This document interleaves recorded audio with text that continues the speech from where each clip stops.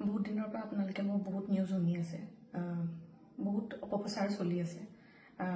যি নিউজ বাজিছে তাৰ 10%ও সঁচা নহয়। আৰু মই ইমান দিনে একো মাত মাতিব পৰা নাই, কাৰণ ইমান হেৰেছমেণ্ট, ইমান মেণ্টেল হেৰেছমেণ্ট, যোনটো কেতিয়াও মই ভাবাই নাছিলোঁ হ'ব বুলি, সেইখিনি মই পাৰ কৰিব লগা হৈছে। মেণ্টেলি প্ৰস্তুত নাছিলোঁ কোনো ধৰণৰ কথা ক'বলৈ বা কিবা ষ্টেটমেণ্ট দিবলৈ। সেইটো কাৰণে 7 দিন মই যেনে যেনে কটালোঁ, কিন্তু এতিয়া জোখতকৈ বহুত বেছি অপপ্ৰচাৰ চলিছে। বহুত ধৰণে মোক সাঙুৰ খুৱাইছে বিভিন্ন ক্ষেত্ৰত।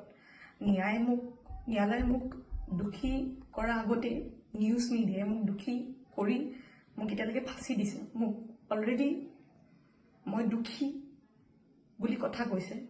আৰু বহুত ধৰণৰ নিউজ, বিভিন্ন ধৰণৰ নিউজ, য'ত মোৰ কেছটোৱে ট্ৰেডিঙৰ ওপৰত আছিলে, কিন্তু এতিয়া কেছটো অকল মোৰ ওপৰত হৈ গ'ল। আজি ফাইনেলি বহুত দিনৰ পিছত সাহস কৰি মই চাৰেণ্ডাৰ কৰিব ওলাইছোঁ। মই ফুল কোঅপাৰেট কৰিম পুলিচৰ লগত। ইমান দিনে কৰিব পৰা নাছিলোঁ। মই পলাই ক'তো থকা নাই, মই লুকাই আছিলোঁ অকণমান। মই পৰা নাছিলোঁ সহ্য কৰিবলৈ। ইমান সহজ নহয় নিউজ এটা শুনি থকা বা নিউজ এটা কৰি থাকিলে। যি মন যায় তাকে কৈ আছে, কোনো ধৰণৰ তথ্য নোহোৱাকৈ কথা কৈ আছে। মই ভাবিছিলোঁ ইমানখিনি কেতিয়াও নিউজ মিডিয়াই নকৰে, ইমান তথ্য নথকাকৈ ইমান নিউজ নবজায়।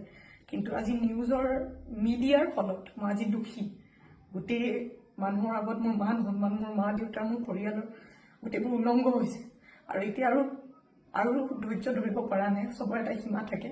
সেইটো কাৰণে আজি মই চাৰেণ্ডাৰ কৰিম। আৰু মোৰ বিশ্বাস যে তথ্য চাই ন্যায়ালয়ে ডিচিশ্যন ল'ব, আৰু মিডিয়াৰ নিউজ চাই নহয়। চ' আজি মই চাৰেণ্ডাৰ কৰিম আৰু মই ফুল কোঅপাৰেট কৰিম পুলিচৰ লগত। আৰু মোৰ বিশ্বাস যে যদি মই সত্য হয়, মোৰ কোনো ধৰণৰ শাস্তি নহয়।